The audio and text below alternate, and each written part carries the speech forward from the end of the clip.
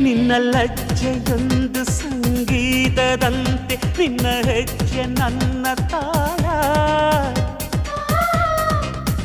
ನಿನ್ನ ಮೌನ ಒಂದು ಸಾಹಿತ್ಯದಂತೆ ಅದೇ ನನ್ನ